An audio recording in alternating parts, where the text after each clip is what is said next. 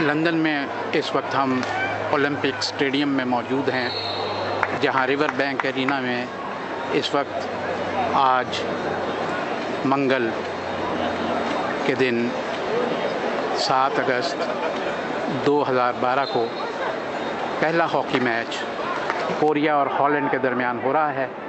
आखिरी 1 minute 47 second का खेल है। अभी तक नीदरलैंड ने 4 और कोरिया ने 2 गोल किए हैं और नीदरलैंड जीत रहा है। 1 मिनट और 26 सेकंड का खेल बाकी है।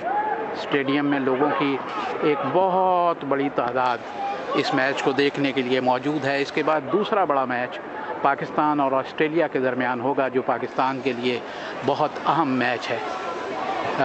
2 गोल नीदरलैंड ने सबसे पहले हाफ में किए। उसके बाद तीसरा गोल पेनल्टी स्ट्रोक पे हॉलैंड ने कोरिया के ख़िलाफ़ किया और फिर कोरिया ने दोनों गोल इस पर किए पेनल्टी कॉर्नर पे। और एक बहुत खूबसूरत फील्ड गोल, चौथा गोल जो नीदरलैंड ने कोरिया के ख़िलाफ़ किया, वो बहुत खूबसूरत गोलों में से एक गोल था। आखिरी 45 सेकंड का खेल इस वक्त बाकी है।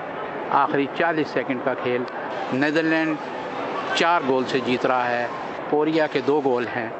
और इस वक्त यहाँ ओलंपिक स्टेडियम में, जहाँ आज का पहला मैच कोरिया और नीदरलैंड के दरमियान हो रहा है, नीदरलैंड बज़ाहिर जीत जाएगा। आखिरी तकरीबन 20 सेकंड का खेल है।